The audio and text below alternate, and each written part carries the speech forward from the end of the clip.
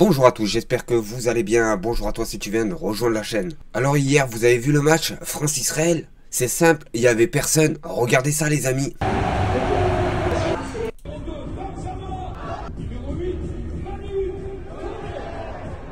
Et voilà ce qui se passe les amis, quand la politique met la main dedans. Vous avez vu derrière moi? Il y a 5 supporters qui se courent après. Posez-vous la question pourquoi? Parce que personne ne voulait voir ce match. Personne. Et force et honneur aux supporters qui ne se sont pas déplacés au stade. De toute façon, la plupart des Français ne pouvaient pas rentrer dans le stade de foot. Je devrais dire, ne pouvaient pas rentrer 3000 mètres avant le stade de foot. Alors là, les amis, derrière moi, c'est des supporters israéliens qui s'amusent à taper des supporters français. Sans que personne, je dis bien personne, n'en parle. Encore mieux, regardez ça.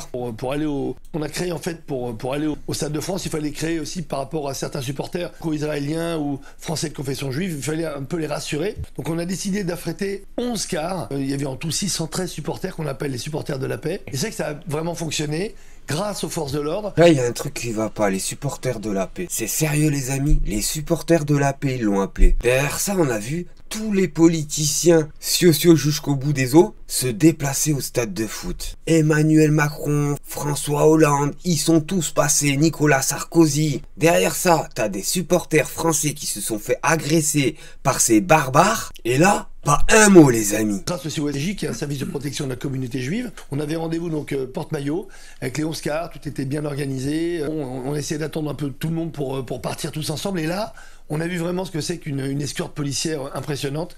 Ils nous ont escortés jusqu'au Stade de France. C'était magnifique pour assurer la sécurité de ces 11 cars. Il faut dire aussi que beaucoup de gens pensaient qu'il y avait que des supporters israéliens dans les cars. C'est pas vrai du tout. C'est des supporters français et quelques franco-israéliens. Je dis bien franco-israéliens. Pas tous juifs aussi. C'est important. C'est ce que j'appelais moi une arche de Noé du Stade de France. Pour montrer qu'on a déplacé des supporters qui voulaient supporter en plus les deux équipes. Pourquoi on a appelé ça supporters de la paix? On a distribué à tout le monde les deux drapeaux. Le drapeau de l'équipe de France, français, le drapeau israélien. Et à l'intérieur des tribunes... Non mais faut être sérieux 5 minutes. Ils ont les drapeaux français? Parce que là je vois pas de drapeau français, je suis désolé. Je vois des drapeaux israéliens agressés et lyncher un supporter français les amis. Voilà ce que je vois. Et regardez tous ceux autour, ils ne bougent pas. Ils ne bougent pas. Après faut pas s'étonner pourquoi on nous appelle les poules. Dans le monde entier les amis.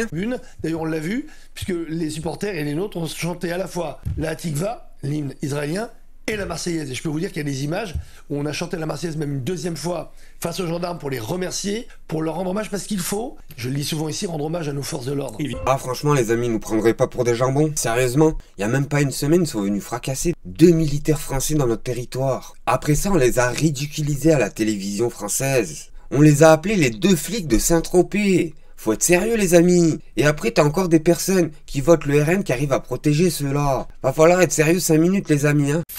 Et pour vous dire que j'explique pas n'importe quoi les amis, là on a un étudiant franco-libanais de 19 ans a écrit sur son t-shirt Free Palestine à l'occasion de la rencontre France-Israël. Un vif échange s'engage à sa sortie avec d'autres supporters. C'est dommage parce qu'on était venu voir un match de foot, c'est dommage d'avoir fait ça. Tu l'as vu le match de foot? Tu as vu le match de foot? Tu t'es fait agresser? Non. Non. Bah voilà. Est-ce qu'il y a eu des agressions? Est-ce que vous avez eu des supporters israéliens qui ont témoigné qu'ils se sont fait agresser? Non. Pourtant, je peux vous dire qu'au stade, il y a des supporters français qui se sont fait agresser par des supporters israéliens, qui étaient cagoulés, oui. Ah oui, oui. Oui, j'ai la vidéo, moi. Des Français, des chansons, ouais. Quel genre de chansons? Bah, du tout. Des deux côtés. Et c'est bien, le sport, c'est écuménique. Il faut laisser de la politique hors du sport. Ouais, mais les gens politiques. Le sport, madame, le sport n'a jamais été apolitique. Le sport a toujours été politique. Dans l'histoire, le sport a toujours été politique. Vous avez bien vu ces collabos-là, c'est soi-disant une Française. T'as le jeune Libanais qui explique que t'as des supporters français qui se sont fait lyncher comme pas possible. Et derrière ça, t'as une dame qui arrive à prendre la défense de ça en expliquant que moi j'ai entendu que des chants. On ne voyait que ça. On ne voyait que ça dans le stade, les amis. Les Jeux Olympiques de Berlin en 36, ça a été politique, ça a été une vague de... C'est ce qui a permis la propagande pour le régime nazi. Le sport, c'est un âge, tout le monde doit pouvoir se respecter pour des valeurs de performance, de travail d'équipe, Est-ce que j'ai un drapeau? Mais pourquoi? Est-ce que j'ai un drapeau? Là, écrit Free Palestine. Ici, on est venu pour un match de foot. Comme ça, pourquoi pas? Bah parce que ça n'a rien à voir ici, t'as rien à faire ici, avec écrit Free Palestine. Non? Pourquoi tu ramènes... La liberté... Pourquoi tu ramènes le complot ici? Nous on est des Français, ça n'a rien à faire avec ça ici. Faut être sérieux 5 minutes, nous on est Français. Sérieusement? Je pense qu'entre toi et lui, celui-là qui a pas sa place, c'est toi. Pourquoi tu l'agresses ainsi? Pourquoi des mots aussi crus? Ce petit jeune franco-libanais explique qu'il a écrit Free Palestine pour défendre les civils palestiniens. Et encore une nouvelle fois, on s'attaque à qui? Aux jeunes franco-libanais. C'est sérieux les amis? Est-ce que quand il y a depuis quelques années, il y a des supporters partout dans le monde qui mettent des drapeaux de l'Ukraine, est-ce que tu as le même discours? Moi je pas discours avec donc juste par rapport à ça, juste par rapport à ça, tu n'as rien à c'est faire la Palestine qui tu te pose ramènes problème. ici la haine et on veut pas de gens comme toi ici. C'est de la haine. Un cœur, la liberté. Voilà, la haine, directement. Son t-shirt s'écrit Free Palestine. Avec un cœur les amis, avec un cœur. Je vois pas la haine, elle est où? Et là les amis, on a Aurélien Taché, un coordinateur de la France Insoumise, qui nous explique que la 7e puissance du monde devrait œuvrer pour la paix et faire cesser ce massacre. J'aurais aimé qu'autant d'énergie soit mise à sauver des vies innocentes qu'à organiser ce match. Les amis, on regarde la vidéo et on fait une petite réaction. Aurélien Taché, vous nous dites il fallait annuler ce match, mais certains affirment, certains pensent que annuler ce match, c'était concéder une défaite quelque part aux islamistes. Qu'est-ce que vous répondez? Je trouve que c'est complètement ahurissant comme débat. Encore une fois, la question qui se pose aujourd'hui est celle... C'est pas que des islamistes ou des musulmans qui boycottent ce match-là, les amis, hein. Je vous le dis tout de suite. C'est tous ceux qui ont une âme dans ce monde. C'est tous ceux qui ont une âme dans ce monde qui boycottent ce match. Mais qui boycottent aussi ce pays qui génère des populations. Tout simplement, les amis. Il y a un peu plus d'un an maintenant, en 2023, et qui, en revanche, depuis, parce qu'elle est dirigée par un gouvernement d'extrême droite, suprémaciste, qui se moque du sort des otages, se moque de son peuple et de ceux qui ont été assassinés, n'a qu'un seul objectif, envahir finalement ce qu'il restait comme territoire palestinien, aller jusqu'au Liban.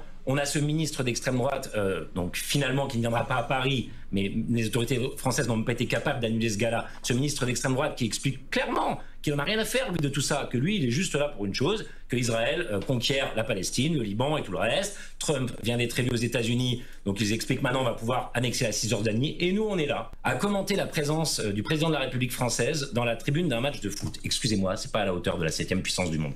La 7e puissance du monde, elle devrait essayer d'œuvrer pour la paix, elle devrait faire en sorte que ce massacre et ce génocide s'arrêtent, et on ne devrait pas déployer encore une fois autant d'énergie pour organiser un match de foot. D'ailleurs, le peuple français ne s'y trompe pas, il n'est pas dans les tribunes, il boycotte, il ne veut rien avoir à faire avec ça. Il n'y a pas beaucoup de Français qui se sont déplacés pour regarder ce match, c'est une mascarade tout simplement les amis. Ne vous trompez pas. De toute façon, comme je vous l'ai dit précédemment, les Français ne pouvaient pas participer à ce match. Plus de 4000 policiers qui encerclaient le stade de foot. Personne ne pouvait rentrer, à part ceux qui sont soumis à ce pays-là tout simplement les amis. Et pour finir la vidéo les amis, en France le SDF qui vole un sandwich va en prison, mais elle qui vole 7 millions d'euros aux contribuables français nous explique que c'est un complot. Les amis, on regarde la vidéo et on fait une petite réaction. Je pense encore une fois, une des parties qui démontre une volonté du parquet qui est celle en réalité de me priver, et même de priver les Français de la capacité de voter pour qui ils souhaitent. En fait, c'est ça, l'objectif c'est ça, on sent bien que tout ça avait peu d'intérêt pour le parquet. La seule chose qui intéressait le parquet c'était Marine Le Pen. Marine Le Pen, pour pouvoir demander encore une fois son exclusion de la vie politique avec exécution provisoire, et puis le Rassemblement National pour pouvoir ruiner le parti. On a bien compris cela, en tout cas moi j'ai bien compris cela, ce que j'espère c'est que le tribunal ne suivra pas. Mais heureusement qu'il faut qu'elle soit condamnée. Ces voleurs ont volé 7 millions d'euros aux contribuables européens les amis.